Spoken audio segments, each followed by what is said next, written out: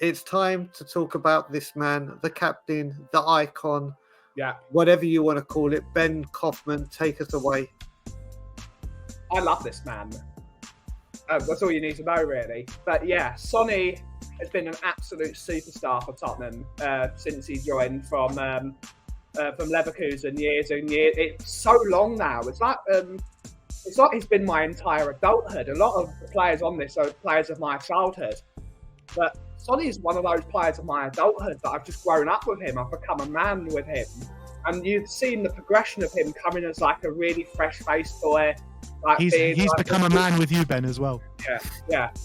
He's been the guy that was going to be a superstar in Korea because he was one of Korea's best players and now is Korea's captain as well.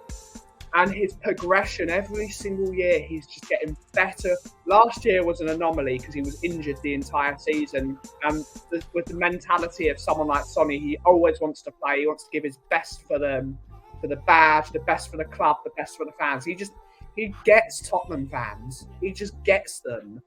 And even in the summer, when there was a lot of rumours about whether a Saudi team would purchase him because of his status as a footballer, first thing he said, "I want to play for Spurs." That's what Son Heung-min means to us. He is just a bona fide Tottenham legend in the making already. Taken over as captain from Hugo Lloris this year. Out of nowhere, really. He was always going to be the guy that was going to take over with the leaving of Harry Kane, his double act. But he's proven this year that it's not just him and Harry Kane. With Maddison as well, he's been absolutely sensational. Top scorer this year already. Yes, he's gone a bit missing in a few games, but mostly because the team has not played well because of the lack of players. He's just a wonderful player.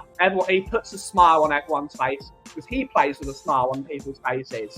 And he's just the guy. I think he's just an absolute superstar. We're so lucky to have him. But he loves us just as much as we love him.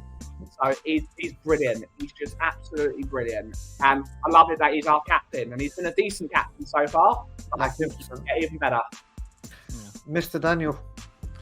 This guy is hands down our best signing probably ever or in the Premier League era for sure. 100% in the Premier League era. Can't really talk about ever, but you're talking about a legend at this football club without winning a trophy alongside Harry Kane. The amount of goals he's scored at this football club, the amount of important goals he's scored, a guy who leads by example, always has a smile on his face, but he's also got that leadership qualities as well.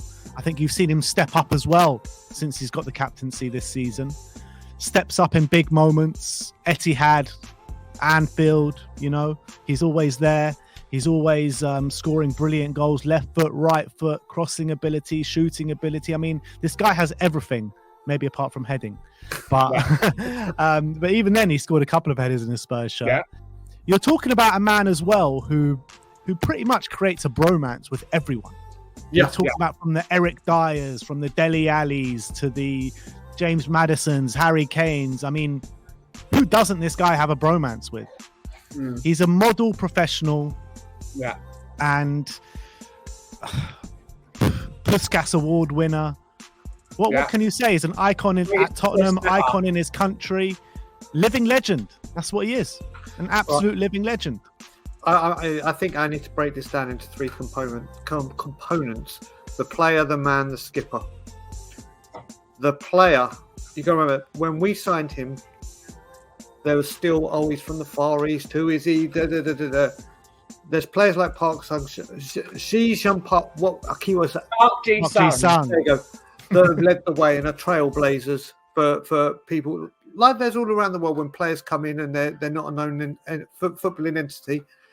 Well, he came to United. Well, Heung-min Son has opened the doors for so many people in that region of the world that are now respected in football, whether it be South Korea, Japan, China.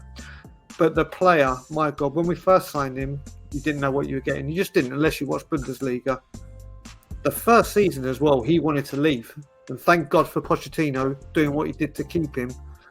Because, my God, this man is simply devastating. He is Never absolutely. knew. It could have cleared the pathway for George, Kevin, and Kudu. Who knows? Oh, exactly. Oh, don't forget Clinton and G. Don't forget Clinton and G was around the time as well. But listen, this guy, like you said, Ben, the times that you need someone to step up and deliver, 9 times out of 10, it's been Sonny. 9 times out of 10, this guy. I mean, people talk about the Puskas goal being the greatest goal that he scored in his Spurs shirt. For me, it's not even in the top 2. He's got my first game watching Spurs at the Scotland Yard in Toronto was the 1-0 against West Ham at Christmas, where he scored an absolute thunderbolt. Yeah. But my favourite one, and it's such a shame because half the world or the stadium was empty, was that goal against the Filth. That curler was, I mean, the technical ability for the Burnley one is sheer pace and skill. That was, no matter, Spurs released that video showing it from every angle, and every angle it just gets better and better and better. The player is like no other. But when you talk about the man, Ben, you mentioned it, romance. I can't remember who asked the question. I think it was a movie star. I think it might have been Tom Holland, and they said, "Is Sonny the nicest man in football?" And he went, "No, he's the nicest man on the planet." And that's true. That's so true. You will not find a single person that will disagree with it. Even when you watch the sensational documentary and get the back, Thierry Henry loves it. Like Arsenal players and fans love him. Brian, we mentioned pricks at the beginning of the episode. You got to be a proper prick if you don't like Heung-min Son. Yeah, the man, incredible. Absolutely does so much for charity. He's just, anyone would love to spend any moment of time with him. But you know what? Where he's elevated, where he's gone to levels I didn't even think he had in him, is the skipper. You look, just the things he's done. I'll talk about the huddle that we saw against Brentford. Ben, you were there. There. Small things that make such a difference. And I started off believing that was at Postecoglou. I was like, oh my God. And then it broke that Maddison said, Sonny Tech. We saw that at the Emirates. Incredible. One thing that really, really grabs me with this leadership, forget on the pitch where you can see him running Romero when he had a bad game against Arsenal. It was on international duty with Korea, when Korea played Wales, and then there was a picture that Sonny put on all his socials of him in his Korea shirt and Roden, Davies and Johnson having a picture going, I can't remember the words, but it was like family, blood. It's just those little things that you have not seen another captain do. And there's so many people that say probably the best skipper since Steve Perryman. I say that. And it'd be hard to it really would be hard to. You didn't see a Kane, a Lloris. I would say Gary Mabbutt, because for me Gary Mabbutt's inspirational, but it's a different kind of level. But I mean, this guy, all I hope is when this guy does leave Spurs, I hope it's because he's retired from football. If he goes back to Korea, which I imagine he would, I hope he can carry on being like an ambassador for Tottenham out there. And if there's ever in his later life in football, once he's retired and done what he wanted to do, if there is ever a man that should come back to this club in an ambassadorial level or anything he wants, it's this man here. And Brian, we spoke about earlier in the episode, the Teddy Sheringham and Darren Anderton partnership. Yeah. I mean, that had nothing on the Heung-min Son and Harry Kane partnership. Yeah. Statistically, the best partnership in Premier League history, right? Yep. The most goals between them. So, and that's for a team that, Jose, Conte, all these managers where we didn't do well. And yes, we did well under very much well under Pochettino, but still never won anything.